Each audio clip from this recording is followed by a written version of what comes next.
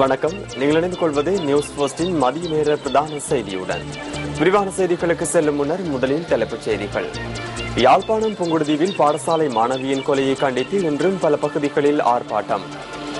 மாத்தறையில் இன்று 6வது படைவீரர் ஞாபகார்த்த அணிவகுப்பு முன்னெடுப்பு. ஹம்மாந்தோட்டை துறைமுகத்திற்கு முன்பாக முன்னெடுக்கப்பட்ட ஆர்ப்பாட்டத்தின் போது போலீஸ் ஜீப் மீது தாக்குதல். ஊழல் குற்றச்சாட்டு சுமத்தப்பட்டுள்ள தாய்லாந்தின் முன்னாள் பிரதமர் இங்லக் ஷினவாத்ரா நீதிமன்றத்தில் ஆஜர். இனி விரிவான செய்திகள். யாழ்ப்பாணம் புங்குடுதீவில் பாடசாலை மாணவி வித்யா பாலியல் துஷ்பிரயோகத்திற்கு உட்படுத்தப்பட்டு கொலை செய்யப்பட்டதை கண்டித்து இன்றும் பல பகுதிகளில் ஆர்ப்பாட்டங்கள் முன்னெடுக்கப்பட்டன. திருகோணமலை நிலாவளி கைலேஸ்வரா கல்லூரியின் மாணவர்களும் ஆசிரியர்களும் கலந்து கொண்ட ஆர்ப்பாட்டம் திருகோணமலை புல்மோட்டை பிரதான வீதியில் முன்னெடுக்கப்பட்டது. அரசே குற்றவாளிகளை தூக்கிலிடு, மாணவ செல்வங்களுக்கு பாதுகாப்பு அளி போன்ற வாசகங்களை ஏந்தி ஆர்ப்பாட்டம் முன்னெடுக்கப்பட்டது. குற்றவாளி சட்டத்தின் முன் நிறுத்தப்பட்டு தண்டனை வழங்கப்பட வேண்டும் என்பதை ஆர்ப்பாட்டத்தில் ஈடுபட்ட ஆசிரியர்களும் மாணவர்களும் வலியுறுத்தினர்.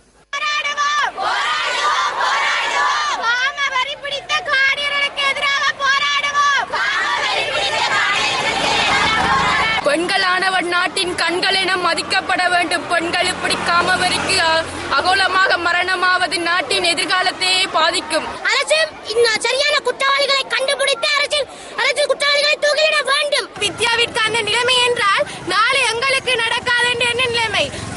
பெற்றோர்கள் எங்களை சமூகத்தை நம்பித்தான் எங்களை பாடசாலைக்கு அனுப்புகின்றார்கள். இதேவேளை வித்யாவின் கொலையை கண்டித்தும் நீதியை பெற்றுத் தருமாறு கோரியும் யாழ்ப்பாண மக்களால் இன்று கடையடைப்பு மேற்கொள்ளப்பட்டது.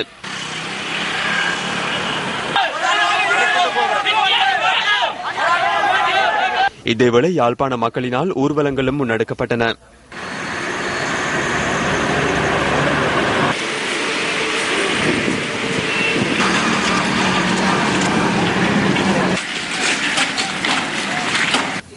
பாடசாலை மாணவி வித்யாவின் கொலைக்கு எதிர்ப்பு தெரிவித்து வவுனியாவில் கவனஈர்ப்பு போராட்டம் முன்னெடுக்கப்பட்டது.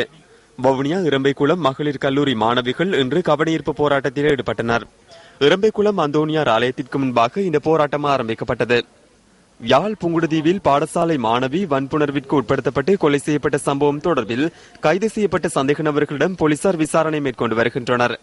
குறிகட்டுவான் பகுதியில் கைது செய்யப்பட்ட 5 சந்தேக நபர்களையும் 48 மணித்தியாலங்கள் தடுத்து வைத்து விசாரணை மேற்கொள்வதற்கு நீதிமன்றம் அனுமதி வழங்கியுள்ளது. இந்த கொலை சம்பவம் தொடர்பில் கடந்த வெள்ளிக்கிழமை 3 சந்தேக நபர்கள் கைது செய்யப்பட்டு எதிர்வரும் 21ஆம் தேதி வரை விளக்கமறியலில் வைக்கப்பட்டுள்ளமை குறிப்பிடத்தக்கது.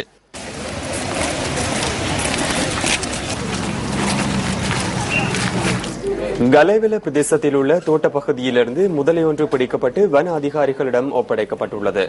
வீட்டுத் தோட்டம் ஒன்றிலிருந்து வெளியே வந்த முதலையை அந்த வீட்டில் வசிப்போர் அவதானித்துள்ளனர். இந்த முதலை 8 அடி நீளமுடையது என எமது பிராந்திய செய்தியாளர் தெரிவித்தார். பிடிக்கப்பட்ட முதலையை கல்கிரியாகம வன ஜீவராசிகள் திணைக்களத்தின் அதிகாரிகள் உரிய இடத்தில் விடுவித்துள்ளனர்.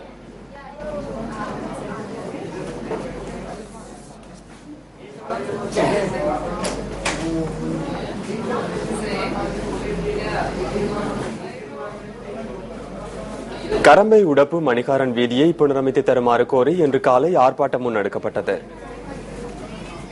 கட்பட்டி பிரதேச சபைக்குட்பட்ட கரம்பை உடப்பு மணிகாரன் வீதியின் ஒற்றைப்பண்ணை பகுதியில் உள்ள வீதியை புனரமைத்து தருமாறு கோரி இன்று காலை மாணவர்கள் மற்றும் பெற்றோர் ஆர்ப்பாட்டத்தில் ஈடுபட்டனர். வீதி புனரமைக்கப்படாமையால் பாடசாலை மாணவர்களும் பாதையை பயன்படுத்துவோரும் பெரும் சிரமங்களை எதிர்நோக்கி வருகின்றனர். வீதியில் அதிகளவு பள்ளமும் குழியும் காணப்படுவதால் வீதியால் பயணிக்கும் வாகனங்கள் விபத்துக்களை எதிர்நோக்குவதாக ஆர்ப்பாட்டத்தில் ஈடுபட்டோர் தெரிவித்தனர். இந்த பாதையில ஒரு 4.5 கிலோமீட்டர் கிடக்கு உடப்புக்கு போறதுக்கு அல்லது கொத்தாந்தீவுக்கு போறதுக்கு. ஆனா பெரிய பள்ளங்களும் இதுகளும் இப்ப பஸ்ஸுகள் எல்லாம் உடைஞ்சி இரவும் ஒரு பஸ் உடைஞ்சி எல்லாரும் சேர்ந்துதான் பஸ் அனுப்பியிருக்கோம். பள்ளிக்கூட போற பிள்ளைகளுக்கு ஒரு வசதியும் இல்லை. ஹம்மாந்தோட்டை துறைமுகத்திற்கு முன்பாக முன்னெடுக்கப்பட்ட ஆர்ப்பாட்டத்தின் போது போலீஸ் ஜீப் மீது தாக்குதல் நடத்தப்பட்டுள்ளது. ஹம்மாந்தோட்டை துறைமுகத்திற்குள் பயண பொதிகளை கொண்டு செல்வதற்கு துறைமுக ஊழியர்களுக்கு தடை விதிக்கப்பட்டமைக்கு எதிர்ப்பு தெரிவித்து ஆர்ப்பாட்டம் முன்னெடுக்கப்பட்டது. ஆர்ப்பாட்டத்தில் ஈடுபட்டிருந்த ஒருவர் மீது போலீஸ் ஜீப் மோதியதை அடுத்து தாக்குதல் நடத்தப்பட்டுள்ளதாக போலீஸ் ஊடக பிரிவு குறிப்பிட்டது. போலீஸ் ஜீப் மோதியவர் வைத்தியசாலையில் அனுமதிக்கப்பட்டுள்ளதாகவும் போலீஸ் ஊடக பிரிவு மேலும் தெரிவித்தது.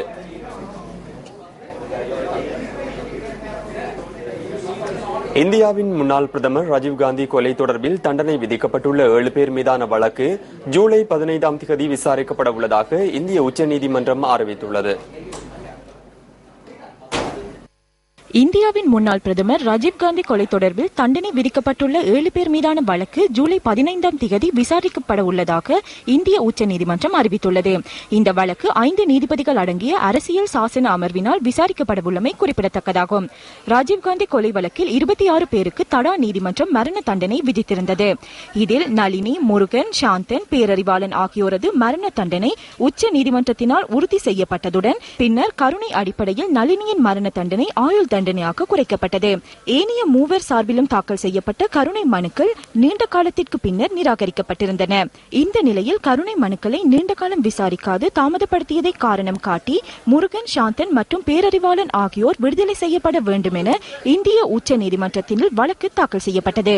இந்த வழக்கில் இவர்களது மரண தண்டனை ஆயுள் தண்டனையாக மாற்றப்பட்டதுடன் ராஜீவ் கொலை குற்றவாளிகளை விடுவிக்கும் முடிவை தமிழக அரசு மேற்கொள்ளலாம் எனவும் அறிவிக்கப்பட்டது. இதற்கமைய ராஜீவ்காந்தி கொலை வழக்கில் தண்டனை விதிக்கப்பட்ட 7 பேரையும் விடுவித்து கடந்த வருடம் தமிழக சட்டப்பேரவையில் தீர்மானம் நிறைவேற்றப்பட்டது. எவ்வாறாயினும் இவர்களது விடுதலை தொடர்பில் மாநில அரசு தன்னிச்சையாக தீர்மானங்களை மேற்கொள்ள முடியாது என தெரிவித்து இந்திய மத்திய அரசு உச்ச நீதிமன்றத்தில் மீண்டும் வழக்கு தாக்கல் செய்தது.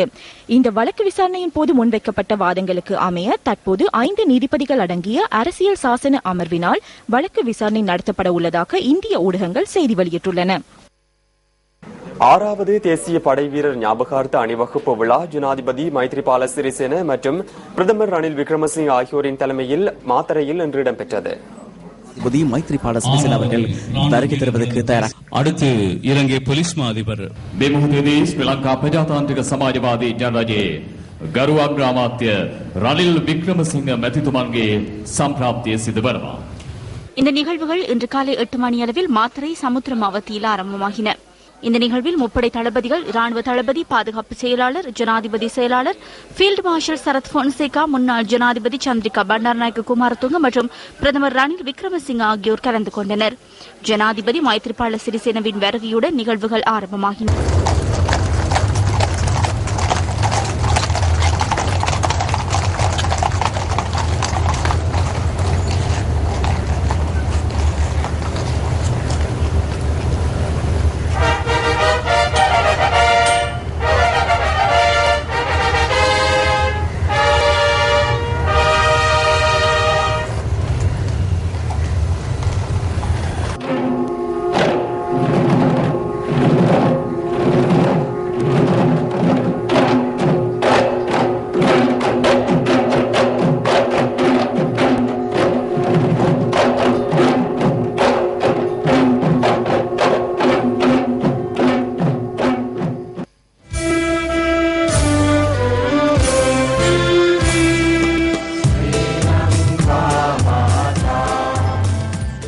யுத்தத்தில் உயிரிழந்த இராணுவ வீரர்களுக்காக இங்கு மௌன அஞ்சலியும் செலுத்தப்பட்டது. பணம் செய்த அனைத்து வீரர்களையும் நினைவு கூறும் முகமாக 1 நிமிட மௌன அஞ்சலி.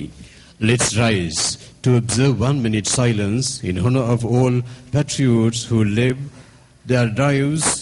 அதன் பின்னர் முப்படையினரால் 21 ஜனாதிபதி மரியாதை வேட்டுகளும் தீர்க்கப்பட்டன.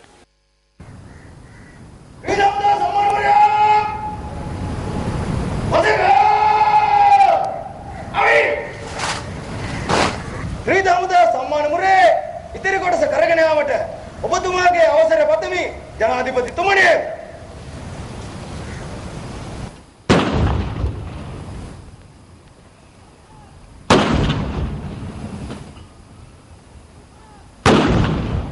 යුද නාවික ගුවන් පොලිස් සිවිල් ආරක්ෂක ඒ සියලු දෙනාටම 1980ஆம் ஆண்டு காலப்பகுதியில் ஆரம்பித்த யுத்தம் நிறைவு பெற காரணமாக இருந்த இராணுவம், கடற்படை, விமானப்படை, போலீசார், சிவில் பாதுகாப்பு பிரிவினருக்கு நன்றியை தெரிவிப்பதில் நாம் கடமைப்பட்டுள்ளோம். நான் உறுதியாக ஒன்றை கூறுகின்றேன்.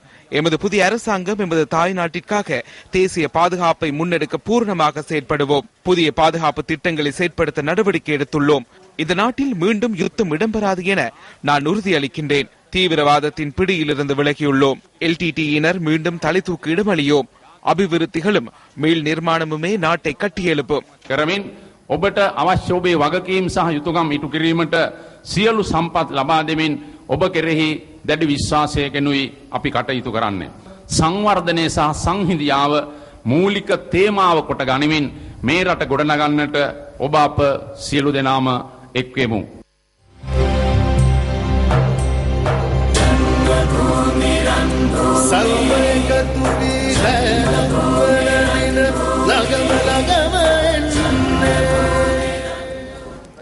எதிர்கால இலங்கையை நல்லிணக்கத்துடன் கூடிய நாடாக மாற்றுவதற்கான பாரிய முயற்சிகளின் ஒரு கட்டமாக முன்னெடுக்கப்படுகின்ற தேசத்தை ஒன்றிணைக்கும் ஒற்றுமை பயணத்தின் வாகன தொடரணி கர்வலகஸ்வ வரை இன்று பயணிக்க உள்ளது. தேசத்தை ஒன்றிணைக்கும் ஒற்றுமை பயணத்தின் வாகன தொடரணி இன்று காலை அனுராதபுரத்திலிருந்து பயணத்தை ஆரம்பித்திருந்தது.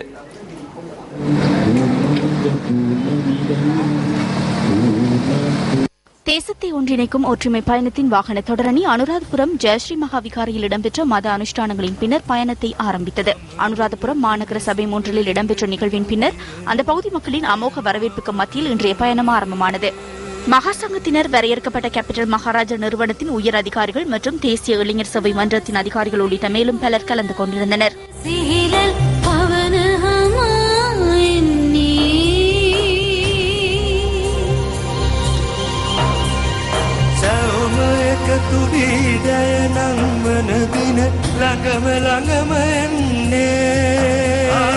වටපුරා යන චාරිකාවලට අමතරව තවත් විශේෂ කාර්ය කිහිපයක් පෞගිය වසර ගණනාව පුරාම කරලා තියෙනවා. நாடு புறாகவும் செல்லும் பயணத்தை தவிர கடந்த காலங்களில் பல்வேறு நிகழ்ச்சிகளை நாம் முன்னெடுத்துள்ளோம். கிராமங்கள் மற்றும் நகரங்கள் பூராகவும் நாம் கம்மந்த நிகழ்ச்சியை நடத்தியுள்ளோம். கிராமத்திற்கு விளையாட்டு நிகழ்ச்சியும் நாம் ஏற்பாடு செய்துள்ளோம். இலங்கை மக்களுக்காக நாம் உதவிகளை செய்துள்ளோம். நியூஸ் ஃபர்ஸ்ட் என்ற வகையில் செய்திகளை மாத்திரம் வழங்காது, அதற்கு அப்பாற் சென்று மக்களுக்கான சேவையை வழங்க நாம் எதிர்பார்த்துள்ள ஓர் ஊடக நிறுவனமாக செயற்படுகின்றோம். ජනතාව වෙනුවෙන් සේවය කරන්න බලාපොරොත්තු වෙන සිට නාලිකාවක් හැටියට හඳුන්වන්නට පුළුවන්. நகரங்களின் அடையாள சின்னங்களை ஏந்திய வாகன தொடரணியின் 34வது நகரமான அனுராதபுரம் நகரத்தின் அடையாள சின்னம் வாகனத்தில் வைக்கப்பட்டது.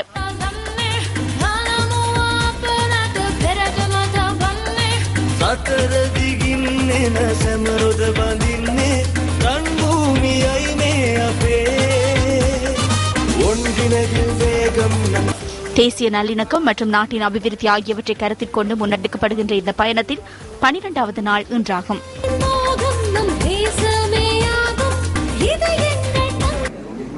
தேசத்தை ஒன்றிணைக்கும் ஒற்றுமை பயணம் தொடர்பான மேலதிக தகவல்களை வழங்குகின்றார் எமது அலுவலக செய்தியாளர் ராசலிங்கம் ரவிரகு. வணக்கம் ரவிரகு. வணக்கம் ரவிரகு. வணக்கம் கிருஷாந்த் ராஜ். தேசத்தை ஒன்றிணைக்கும் ஒற்றுமை பயணத்தின் வாகன தொடரணியின் 35வது இலக்கான நொச்சியாகவ நகரிலிருந்து நாங்கள் தற்போது விடைபெற்றுக் கொண்டிருக்கின்றோம். அந்த வகையில் இன்றைய தினமானது வரலாற்று சிறப்புமிக்க புனித பூமியான அனுராதபுரம் நகரில் எங்களுடைய இன்றைய தினத்துக்கான பயணம் ஆரம்பிக்கப்பட்டு அங்கிருந்து இன்று மதியம் 12 மணி அளவில் நொச்சியாகவ நகரை வந்தடைந்திருந்தோம். அங்கு இடம்பெற்ற பல்வேறுபட்ட கலை கலாச்சார அம்சங்களினை தொடர்ந்து நொச்சியாகம என பெயர் பொறிக்கப்பட்ட அந்த செங்கலினை பெற்றுக்கொண்டு நாங்கள் தற்போது கருவலகஸ்வ நோக்கி பயணிக்க ஆரம்பித்திருக்கின்றோம். ஆகவே தேசத்தை ஒன்றிணைக்கும் இந்த பிரம்மாண்டமான ஒற்றுமை பயணத்தில் எங்களுடைய சொந்தங்களும் பங்கேற்க முடியும். ஆகவே உங்களுடைய நகரங்கள், கிராமங்களை எங்களுடைய வாகன தொடரணி கடக்கும் சந்தர்ப்பத்தில் வீதிக்கு அருகாமையில் வருகை தந்து உங்களுடைய ஆதரவினை வழங்க முடியும் என்பதனை இந்த வேளையில் நினைவுபடுத்திக் கொண்டு தொடர்ந்தும் இந்த வாகன தொடரணி தொடர்பான தகவல்களை வழங்குவதற்கு நியூஸ் பிளஸ் குழாமினர் தயாராக இருக்கின்றோம். நியூஸ் பிளஸ் செய்திகளுக்காக நொச்சியாகமையிலிருந்து ராசலிங்கம் ரவிரகு. இத்துடன் நியூஸ் போஸ்டின் மதிய நேர பிரதான செய்தி நிறைவு பெறுகின்றது. நியூஸ் போஸ்டின் மணித்தியாளர் செய்தியை 2:25க்கு எதிர்பாருங்கள். வணக்கம்.